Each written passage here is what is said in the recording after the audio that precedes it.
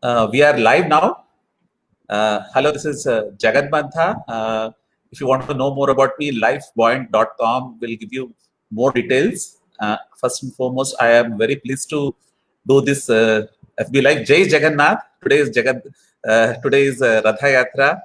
So I'm very pleased to actually do this live with 1 year senior of my alumni, that is NIT Rourkela, Nikunj Dhal, senior civil servant, government of Odisha. Thank you, Bhai, for taking my invitation to do this FB Live with me. Thank you. So, Bhai, actually want to give a little introduction in the sense, I want to hear it from you. What actually drove to the civils? Okay, by the way, this particular live is about unlearning and relearning in COVID times. That's what has been announced already. Although by COVID, I'm not just focusing on the pandemic because I have redefined COVID as coping through very intense difficulty, which is what part and parcel of life. But I'm talking to successful people in many different spheres, getting their perspectives on the unlearning and relearning challenge. Actually, that's the whole context of these FB lives. So, Bhai, I want to hear a bit about what actually what was the drive behind you to become a civil servant, and then give a sense of your journey actually. Okay, thank you, Jagan, for inviting me to have this Facebook Live on a very important theme. In fact, the theme was, I found the theme very interesting, unlearning and relearning during COVID times. In fact, I have also referred to your expansion of COVID. I have modified it a bit, coping with very intense and difficult times. It is true that all of us are passing through a very intense time, and which is also a very difficult time. But before I tell something about myself, I would like to greet all of you on the occasion of the Ratha Yatra. In fact, when I tell about unlearning and relearning during COVID, I will again come back to Ratha Yatra. But since you have asked me to tell very briefly about my professional journey, I would like to tell. I graduated from REC Rourkela. Then it was REC Rourkela in 1990 in mechanical engineering. Then I joined IIT Delhi for my master's MTech in mechanical engineering. And I joined IIT Delhi because I had decided that I would like to join the Indian Administrative Service. For me, actually, IAS was not a career choice. It was basically a calling. I come from a middle class background, and I grew up in a village of then Cuttack district for about 15 years before I moved to Ravenshaw College, Cuttack for my +2, and then immediately to REC Rourkela for my engineering. And I have seen the poverty and suffering of the people, and I realized that the Indian Administrative Service would provide me an enormous opportunity to make a difference in the lives of many, many, many more people, maybe hundreds, maybe thousands, maybe millions, depending on what position I am holding. And in the state, I worked until 2012 in various capacities. I was collector of Koraput, Sundargarh, and Angul districts. Then I was vice chairman of Bhubaneswar Development Authority. I was commissioner sales taxes. I was director industries, basically.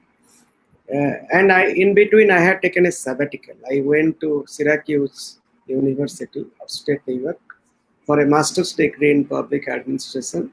So in 2012, when I went to Delhi, I was with Union government for 5 years. I worked in Cabinet Secretariat, which basically is and then I worked as Joint Secretary in 2 ministries.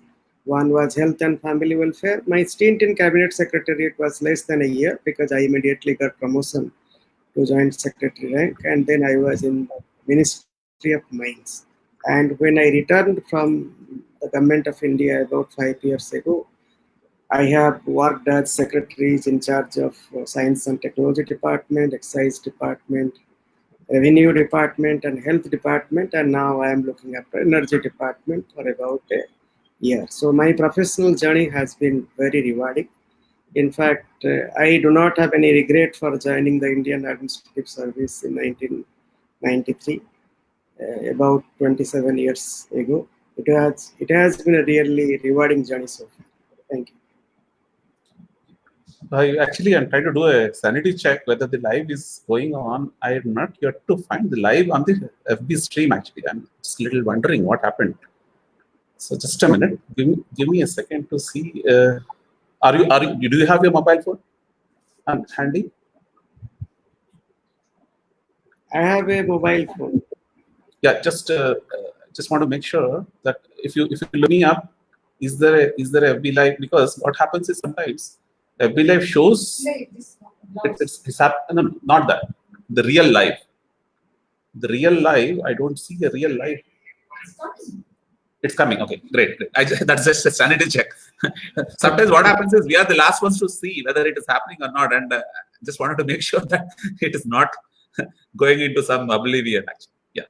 Yeah. So just a sanity check. So thanks a lot, Bhai, for giving your sense of journey about what all the various roles that you have played. Actually, so I know.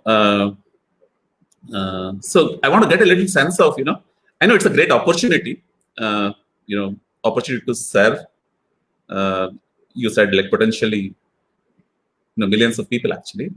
Yet it is not a cakewalk, right? So Yeah. want to get a little bit of a sense of, what it really involves in terms of as an individual. Actually, I'm mostly interested in the individual's way of dealing with challenges. Actually, at individual level, it requires lots of courage. Let me tell you very honestly, and you should be really gutsy to work as per your conscience, because many a time you will have this choice, the choice of what you think is good for the people and what you think the system actually expects you to do. So most of the time, actually, that has been my experience. Odisha is actually a better state in terms of governance, and I have spent, as I told you, out of my last 27 years, except those 5 years in Delhi and 1 year in Masuri Academy, I have been in the state. So in a state like Odisha, most of the time, you will be able to do what is actually needs to be done, what is good for the people. But then at times, you may have to be shifted at quick intervals.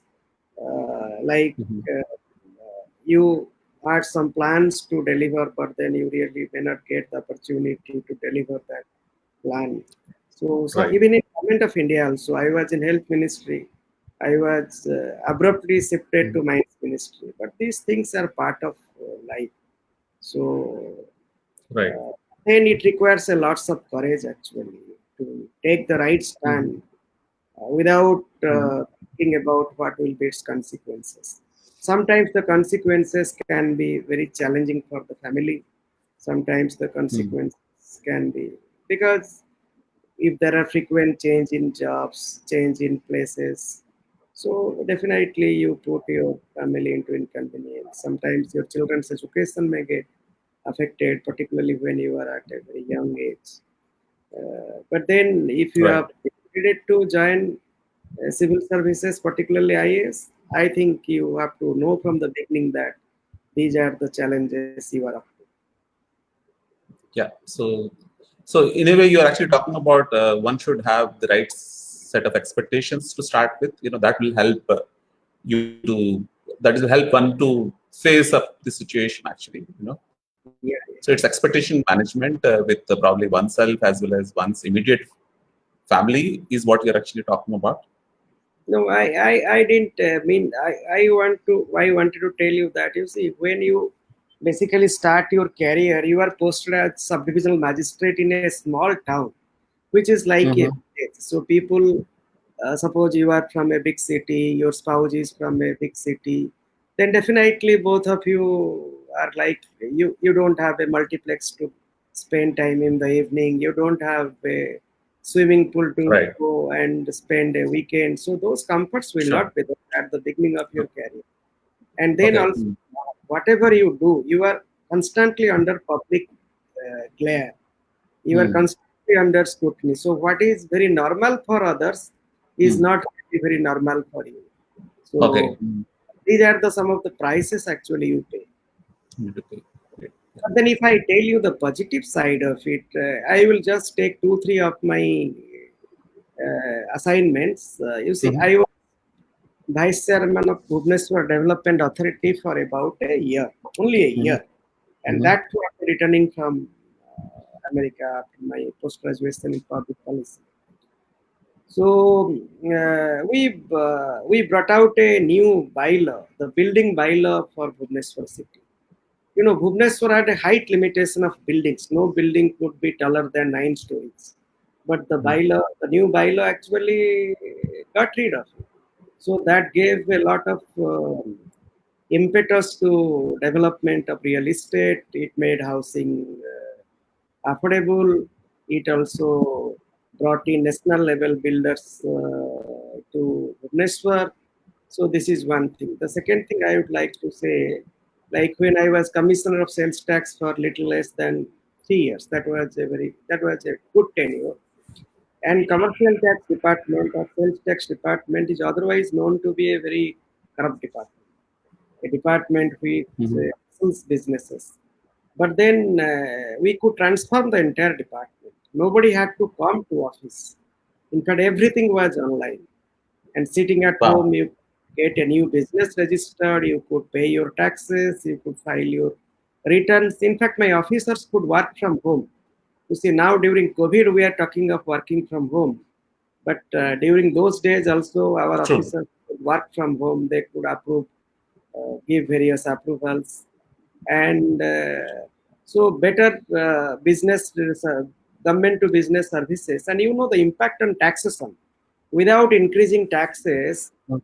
in 3 years, we improved the revenue collection from 5,500 crores per year to 9,800 crores per year. That was in 2009, 2012. So you see the Fantastic. huge, the fantastic growth in revenue. And commercial Fantastic. taxes constitute 70% of the state's own tax revenue. So I could contribute in terms of making the uh, business experience of business better, at the same time would improve compliance, and the commercial tax department went through a lot of transparency. And so these are the two. So this is the impact I am going to tell you. Similarly, in government of India, see, I was the first joint secretary who basically rolled out National Urban Health Mission, which is a primary healthcare system for the urban poor.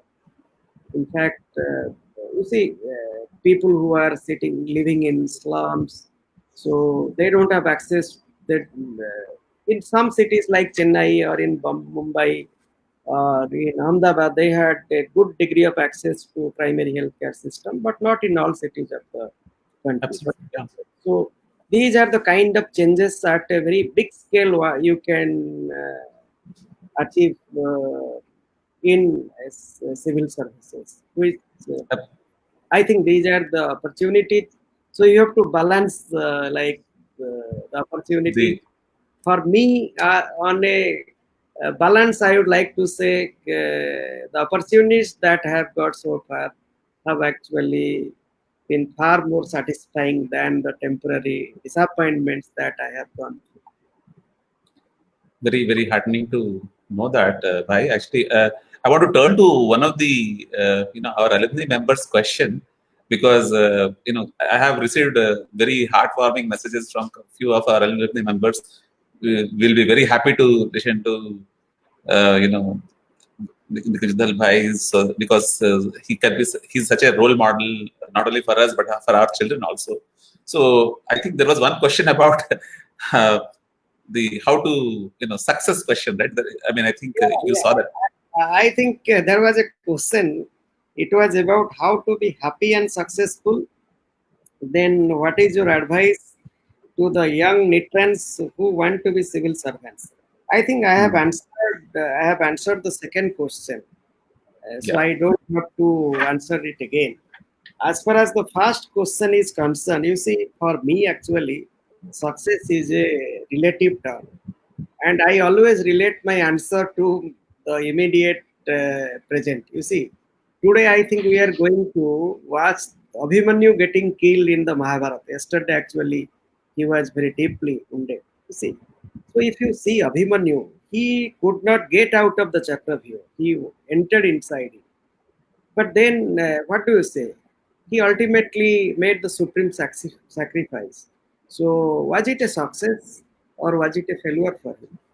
So, I think he was the most heroic personality in the entire epic war of Mahabharata. So, success is actually relative. What is success to me may not be success for you. So, it is a very relative term. As far as happiness is concerned, my thing is very simple. I think as long as I'm physically or mentally well, I don't have. I think health is very important.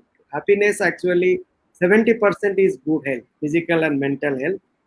And True. then to be happy, we have to learn one thing, that is humility. In spite of our wealth, in spite of our social status, in spite of our position in the society, all the adulation that we receive, if we are humble, all these things should not touch us. If we are above these things, I think we will always remain happy. And then the third thing is stop comparing with others. Because you see, everybody is learning, everybody is running his own race. Like somebody told President Obama, vacated his presidency at the age of 52. But Trump started it at the age of 70. So, like what I have Right. achieved till now, what somebody has, he might have achieved something early in life. Maybe I will do something later in life. So, these things, once we stop comparing ourselves with others, we are also happy. I think that's how I would like to put it. So that's great advice, Bhai. So it has been a little bit of my endeavor also to make people reflect further, particularly in a mid life and a mid career situation, because in our earlier generation, probably people might have been in a situation where they could. I mean, I'm talking primarily from a private sector perspective. They would have, for instance, my father worked for the same company for 37 years, right? And probably I was in that mode myself, where I was into IT services, but then I ended up working 21 long years in the same company. But these times are not those times. Of course, there is a lot that one need to navigate through different pathways. Actually, no two pathways are exactly same. That's what I mean by transition parliament. I was trying to spend much time on, because of the unique paths that I have taken. I was able to author my first book actually. So it's been an attempt from my side to make people say that, okay, there is no control C, control V. We cannot copy Yeah, and paste from somebody copy and else. At the paste. same You time, are very right. You are right. there's no copy. There is no copy and paste. There's no copy and paste. But then, because I have gotten into this writing bug for some time, I've been a blogger. I wrote this will skill in a very, very expansive way. Uh, you have a copy of the same actually book, but I'm not sure how much you've been able to flip it. As I told you, I could I only know you're a few bit. chapters, not really fully. So, in Uh-huh. fact, you forwarded me the book sometime in December, and then in first True. week of January, I was interested in health Right. department, and I Absolutely. I Let's and talk. Corona traveled together. So, Let's talk about that. Let's talk about that a little bit actually. So how was, I know you managed the initial, you know, preparedness for, I mean, from the state, the Mantralay. I mean, how? Talk a little bit about you and Corona traveling together. Yeah, I think is you basically if we want to, if I want to do justice to the topic unlearning and relearning during COVID times, I have chosen few 5 or 6 themes on which I would very briefly tell Please. what is actually the scale of the problem, then what is the kind of things. You see, I will just start with, as I told you, when I speak about Corona, I will start again coming back to the car festival. You see, every year the car festival is celebrated with about 1 million devotees pouring unto the holy city of Puri from all parts of the country. But this year, you see, the Honorable Supreme Court told on 18th that there will be no car festival. And then only yesterday at 3 p.m., there was an order that the car festival could happen. And here also, because of the regulations, the construction of the chariot began about 10 days late. But then today, we had a very smooth Rath Yatra, though a very different kind of Rath Yatra. The Rath Yatra took place without any devotees. It were only about 1,000 plus servitors of the temple who were only present, who conducted rituals and then who pulled the chariots. So actually, one thing this COVID has taught us is basically how to deal with huge uncertainties. And we know that the uncertainties are always there, but then COVID has actually magnified that uncertainty, very large level of uncertainty. I think even the course of the COVID is not also certain. So Europe has already plateaued. So we do not know whether there is going to be a second spike in Europe. And then India also, we do not know when we are going to peak. I think the second lesson is basically, and which is very complex also, this kind of pandemic is having a big impact cutting across sectors. It is not the health sector which is affected. In fact, if you see the hospitality industry, the travel industry, that has been affected the most. And then the new normal is going to be very different. And about a quarter of the people who were attending office, they are now, you see, they, if you in a survey they have told about a quarter of them will like to work from home. In fact, they don't want to go back to office. So I think the words which are we have become most used to during the last couple of months is basically what? Quarantine, social distancing, working from home. These are going to be the new normals. And then you see, when the problem is when the future is so uncertain, and when the impact is so wide and deep, what we expect is basically large scale global collaborations. But then what is happening? We are seeing exactly the opposite. China is flexing its muscles in the South China Sea and also along our border. And President Trump, I think yesterday only announced suspension of the H-1B H1B, yeah. visa. So you So see, people, so the you see the way the people's life is going to be affected by this. But then this also offers new kind of opportunities, like now renewable. I read that UK didn't have to use any fossil fuel for 2 months, April and May, for its power requirement. Its wow. entire power requirement was made through renewable. So renewable, even the Europe's economic revival package focuses a lot on the green economy. So renewables is going to be the new normal. Like similarly, the I think total Europe anyway. I think Europe anyway is ahead of, particularly US in terms of adapting the alternate yeah, the energy. green technology they have been the leaders actually for a long time, not now, but a very long time. And then during President Obama's time, US also took a lot of good steps for renewables, and now also we are also doing pretty good on renewables, but solar energy, wind energy. So basically, the theme is the global order is uncertain, the future is uncertain, and then the impact of the COVID is going to be, one doesn't know uh, actually how deep and how wide it will be. And then, if I would like to tell in a lighter vein, I think I do not know. I think many of us have actually acquired some new skill. The person who never stepped into the kitchen now can make an omelette, make a paratha or Maggie. It's a good thing. Learning these life skills is actually good. And Yeah. then the parents are getting used to spending more time with the kids, and also the kids are now spending more time with the parents, which is Right. basically a very positive. Some positive things are also Uh, happening. if I take a minute of it, uh, that's what I'm actually trying to call as form versus formula. Because formula is when you think that this is the way to do things, but that formula, when it crumbles, you need to discover new forms of coping. Actually, that's the form versus formula which I'm actually thinking about in terms of my second book, which I'm actually trying to socialize now. You need to really look at new forms of where you're actually learning or coping. Yeah, the new normal is going to be very different. Actually, the hotels are now gradually opening up, but then I think the next time we step into a 5-star or a 7-star hotel, our experience is going to be pretty difficult.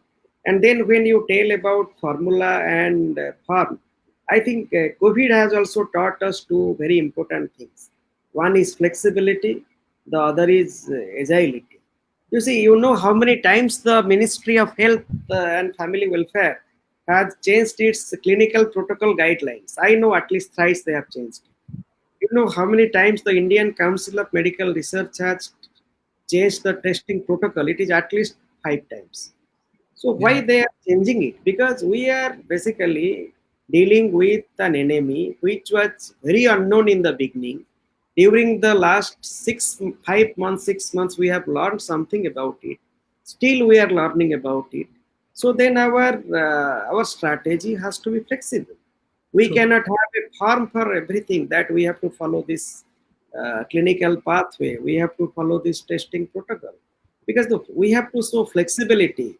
So this is very important. And second thing is agility. You see, agile, you are a computer science graduate, so you will know much more about agile development than I do. Agility, yeah, I think that's why you are laughing. I think No, no, agility. but my agility has been used in a different ways where I came from far left to far right of the spectrum in terms of my careers actually. Okay. So agility, what I refer to is basically how quickly you can understand a situation, how quickly you are able to take a decision, and how quickly you are able to basically implement it. I would like to Yeah. take you in Odisha context. I will just take one example. You see, if you recall in Italy, large number of deaths were happening in the hospitals. So the main reason was the cross infection. Actually, the COVID patients were infecting the non-COVID patients because the same set of doctors and health workers were treating them. So Odisha very soon very early in the pandemic we decided that we are going to have dedicated COVID hospitals, and we Mhm. did. And also at the same time we cannot compromise with the genuine that the everyday healthcare needs of the people. So we decided that we will set up dedicated Right. COVID hospitals, and none of our government medical colleges or district headquarter hospitals are going to be converted to dedicated COVID hospitals. We partner with the private sector. We brought in corporate funding, and then we set up more than 30 COVID hospitals in less than a month. This was actually incredible and created a capacity of more than 5,000. So this is what I tell, the flexibility and the agility. And then you see technology, Absolutely. you know, you will be very happy to know we train more than 1.5 lakh healthcare workers through Zoom and Microsoft Team platforms because Wow. social distancing has to be followed. Only for True. critical care training, which is hands-on training, we call them to SCB Medical College and train. I think your sister went to MKCC. You told me that. Yeah, my sister currently a US citizen. but she MSc MBBS as well as MS from there. Yeah. And then you see the testing facilities. Testing is a very important pillar of COVID management. You see, Odisha had only the first testing in RMRC, Regional Medical Research Center, Bhubaneswar, started on 8th of March. There was only one center, but then and the capacity was to test about 300 samples per day. But we very quickly ramped up the number of testing facilities. We and then by the middle of May or the third week of May, we had the capacity to test 5,000 samples per day. So this is what I talk about agility, talk about flexibility. So one has to be in this kind of situation. One has to be agile, flexible to respond. So COVID has taught these two important things. I think somewhere in certain COVID moments, we also need to take care of our mental health. Actually, I mean, in the sense, mental health, as in maybe without actually like trying to propagate any particular school of maybe yoga, meditation, and all that. But there are many such ways which got actually online propagation. There is so much of art of living trainings happening online. I mean, because I've been seeing that, there are many scoping mechanisms that have been made available for people to even deal with it, actually. Yeah, mental health is very, very important because most of us are quarantined. Now also you are quarantined at home. I am also quarantined at home. Had it been a normal day, I would have gone to Mayfair for a cup of coffee with my wife. Or maybe you could have done some out and spend the evening. So this actually, whether we appreciate it or not, but at some level, it is actually causing a stress, a psychological stress. And I felt so bad for the boy Sushant Singh Rajput, who ultimately had to commit suicide. And maybe had it not been in this pandemic period, he could have got basically some kind of psychological support from a friend. And so mental health is very, very important. So I think for me, for me, meditation is basically spending time with nature. You see, Bhubaneswar has a very beautiful public park called the Regional Plant Resources Center, or Ekamrakan. You see, that is basically the place where I really connect with nature. It has a lake. It has a walking path inside, which goes to the woods. So I think we have to and support from the family, support from the friend, spending time with family, talking to each other, pursuing some hobby. It may be, and some physical activity is very important. In fact, COVID outdoor activity is not discouraged during COVID. There is very little evidence that one could be infected while doing cycling or while doing jogging, while doing walking. So we must continue to do outdoor activity. That keeps the mental health well. Very, very important point you have raised. So, bhai, if I can take one more minute. 35 years ago, I heard Tandurusti ke raksha karta hai life boy. I mean, when the satellite TV came, I never studied marketing as a subject, but somehow marketing, I believe I have a marketing mind, actually. Okay. So life boy versus life buoyant. Life boy is only for like tan ki tandurusti, because it's only a soap. But life buoyant is about combining will, skill, chill is what my entire endeavor has been when I started working on this book, which got published 8 months back, actually. So, and that's what life buoyant is about, how to float rather than fight or flight. They say, no, fight or flight is what our emotional brain will respond when we are put in a threat mode. So instead of either fighting it or flighting as in running away, you need to float. Is what I deeply connect with. you see, this is a very important concept that you have talked about in your book. That is how to keep ourselves afloat amidst all these crises. You see, fighting is definitely one option, but one does not know you also may get hurt. And flight means okay, that is not the option always. Sometimes you may have the option to take a flight, but I think the floating, this concept of floating that you have introduced is I really this a great concept. That it is not fight, it is not flight, it is basically float. Yeah. So sorry. So you said from 4 or 5 points. Have you covered them all, by, or you have any? Yeah, I think you see. I think the two most important things are I would like to say. One is, you see, we have to understand what is this coronavirus. This coronavirus is a zoonotic virus. That means it has not come from a lab to the human being. It has come from an animal, most likely a bat to the human. So Right. actually, we have to now maintain this balance between nature and human beings.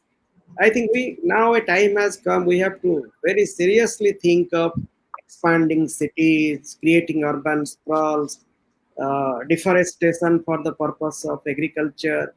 So this cannot go on, and we have to give other species the space to flourish. We cannot expand our civilized. We cannot expand our culture or habitation at the cost of others. This is very, very important. I think this kind of pandemic has come after almost 100 years. True. Lots of deforestation has happened during the last 100 years. And so this is one important lesson. The second most important lesson is that, you see, though all of us would wish, though all of us would like to pray Lord Jagannath that Corona should vanish in a week or so, it is not going to be there. And I will just like to tell about the Spanish flu. You see, Spanish flu didn't really originate in Spain. Spain is a neutral country during the First World War. It actually originated most likely in America in 1900. It peaked in 1918, and it had almost a 2-year run till 1920. And it is estimated that uh, the median estimation is that about 50 million people, which were that was 5 crore then, and at that time the world population was about 1.8 billion. So they died, and that was a influenza. And mostly young people actually succumbed to that. And as far as India is concerned, it first arrived in Mumbai because it actually traveled across the globe due to Ships, maybe. movement of soldiers, ships, that kind of thing. And so it is called Bombay influenza. Uh, and out of that 50 million median estimation of death, about 15 million Indians died. India was the worst hit country. And it is Right. estimated that about 6% of the Indian population was wiped out due to this pandemic influenza, what we call it Spanish flu.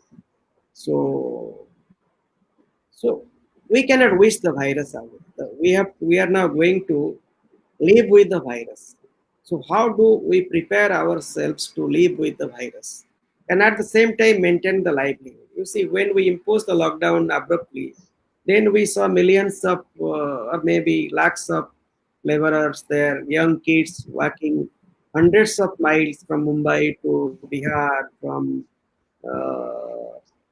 Telangana to Odisha, and that kind of thing happened.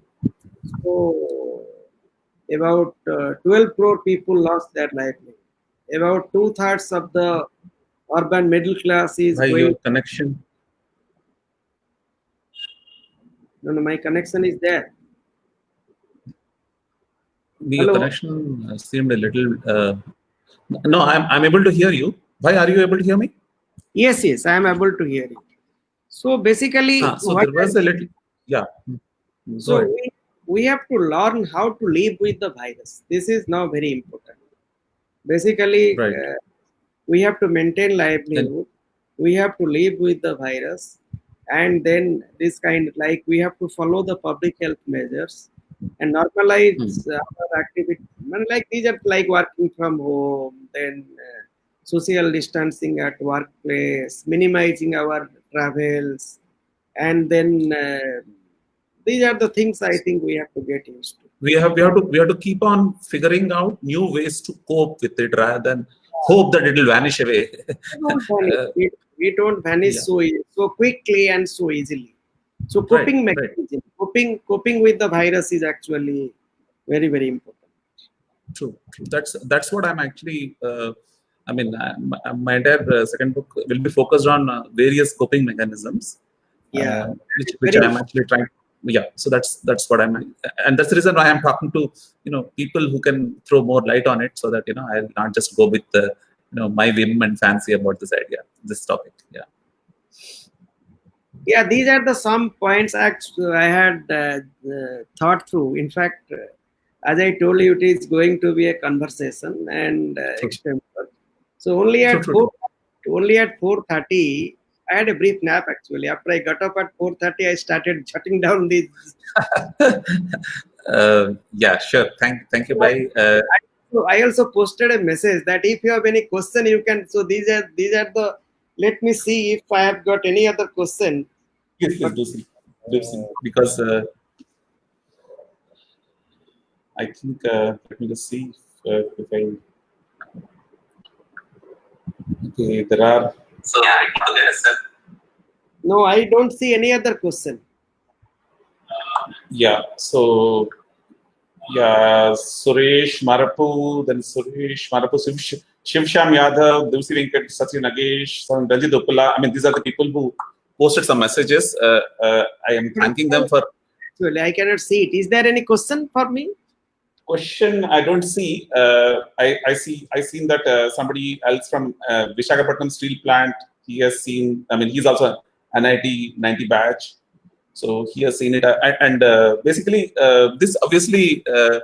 Any I think there was a question also about what is your advice for nitrans. Actually, I think because one of the interested group will be nitrans about people who want to probably pursue a civil services career. I think you already answered that, right? You need to be ready for the trade-off.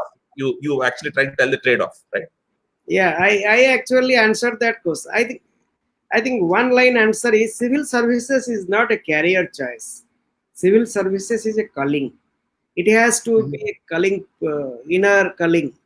So if one is prepared for it, True. and you see, Nitrans are brilliant guys. They will get into civil services. It is not at all difficult for them. These days, actually, people from engineering colleges in small towns are getting into civil services. Why can't the Right. Nitrans? They will definitely make into it. Right. And both of us are extremely proud of our alma mater. In fact, our intellectual faculty actually developed the most formative years of our lives we have spent there. So Absolutely. my only advice is that think through. If it is a calling, then definitely plunge into it. But if it is a career choice, then think twice. True. I think that's a great advice because I mean there is a big difference between career choice versus calling. Because most of us, at least, I'm a person who just got into IT services and then trying to figure it out, like how it is going. And just because of the personal challenges that hit me, I looked for a work from home option. I wish. I mean, I was telling that 2000 when my mother got wheelchair for 10 years, I wished for a 9 to 6 job, which was not there, particularly in the managerial track. Actually, when you're in managerial track, those days it was still working from home was not encouraged so much. Right. But that's the reason why I went into training. Although my skills were not up to the mark, I could slowly pick them up. But then one thing leads to another. But then of course, past is no indicator for future actually. So everyone But need to. let me also add, uh, you can start learning a new skill at any point in your life. Absolutely, This that's is, a great. Because you see, this is one thing I have learned in IAS. You see, when I joined as Commissioner of Sales Tax in 2009, I had no previous experience of taxation, but then I did wonderfully well. Wow. This is, yeah. And then similarly, suppose when I stepped into energy sector, I had a very big idea. I had a very vague idea about the energy sector, about renewables versus coal, and then technical issues. But then over the past 1 month, I think I have learned a reasonable amount of it. I am now uh, chairman of a thermal power company which generates about the installed capacity is about little more than 1500 megawatts. Wow. Okay. And but the management is with an American company, AES. So this is the kind of thing. Then I am chairman of a company which is developing a 8 million ton per annum capacity coal mines in Sundargarh district.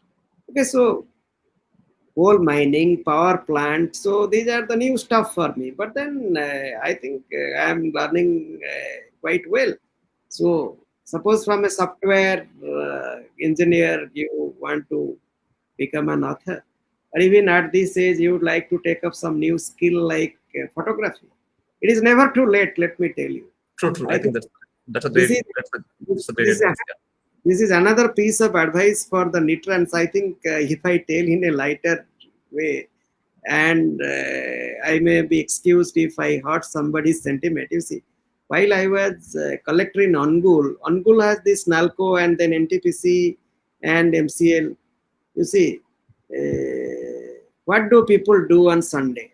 Get up in the morning, go to the market, get some mutton, cook it well, eat and sleep, and in the evening go out for some tea or snacks. And you see, but Yeah. they actually engineers I find they get subtle in their job very early, which is not good.